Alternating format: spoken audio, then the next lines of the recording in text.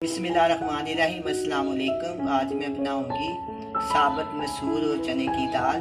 साबुत मसूर और चने की दाल बनाने के लिए चाहिए दूध, ज़ीरा, लाल मिर्च पाउडर, हल्दी पाउडर, नमक, साबुत लाल मिर्च और लहसुन। सबसे पहले मैं दाल को भिगो के रखा हुआ है, साफ सुथरी करके 1 घंटे के बाद मैं 1 घंटे के लिए भिगो के रखा हुआ है।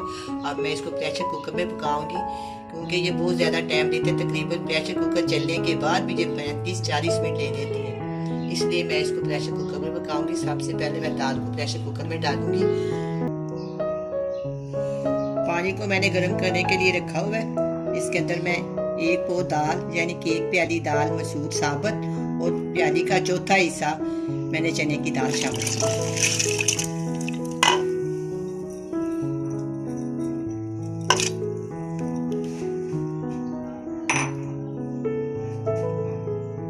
इसके अंदर दो से 3 ये वाले ना साबुत मैं जवे डाल दूंगी दाल में, बाकी जो है उसका मैं तड़का लगाऊंगी। 1 टेबलस्पून लाल मिर्च का पाउडर है, 1/2 टेबलस्पून हल्दी, नमक हस्बे जायका। मैं प्रेशर कुकर को बंद करूंगी। जब ये प्रेशर कुकर चल जाएगा ना, इसके बाद ये 30 मिनट के बाद मैं इसको चेक करूंगी कि दाल गल गई है कि नहीं। ये दाल बहुत ज्यादा टाइम लेती है। बिस्मिल्लाहिर्रहमानिर्रहीम। इसको प्रेशर कुकर को बंद करती हूँ।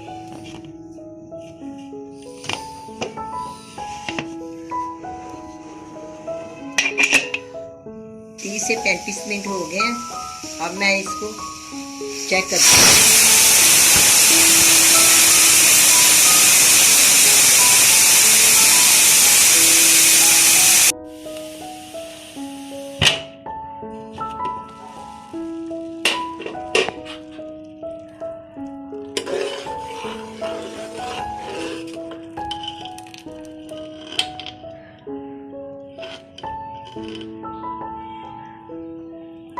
अब ये दाल गल गई है, थोड़ी सी अभी पतली है। थोड़ी देर के लिए मैं इसके नीचे चूल्हा जलाऊंगी।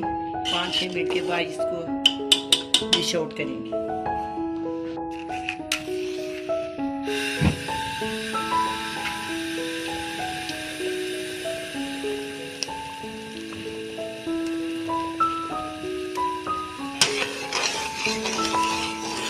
अब ये दाल बिल्कुल गल गई है, थोड़ी सी मेरे हिसाब से पतली है। मैं इसको 5 से 6 मिनट और पकाऊंगी।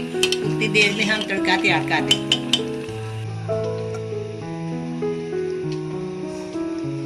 2 टेबलस्पून मैं इसमें घी डालूंगी।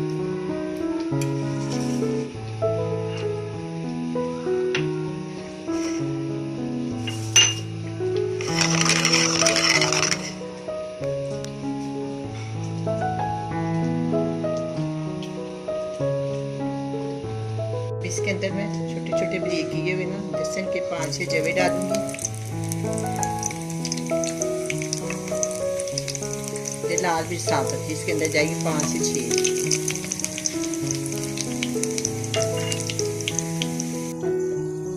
लहसुन और लाल मिर्च फ्राई हो गया। अब मैं इसमें जीरा डालूंगी। जीरा 1 टीस्पून मैंने इसमें जीरा शामिल कर दिया। अब दोनों को ना अच्छी तरह फ्राई कर लें।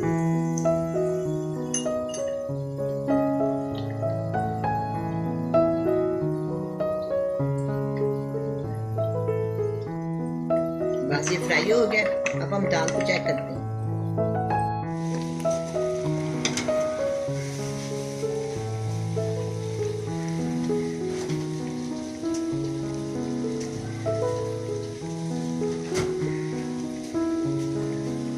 अब ये दूध है, 1 प्याली इसके अंदर डाल दूँ। दूध डालने के बाद दाल पकनी शुरू हो गई है।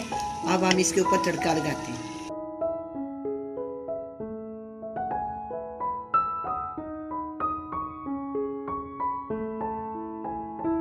अब मैं इसको तड़का लगाती हूँ। बहुत ही मज़ेदार इसकी खुशबू आ रही है। बहुत ही मज़ेदार ये दाल तैयार हो गई। साबुत मसूर और चने की दाल तैयार है। बहुत ही मज़े की बनी है। आप भी बनाएं, बड़े मज़े से खाएं। अल्लाह हाफिज़।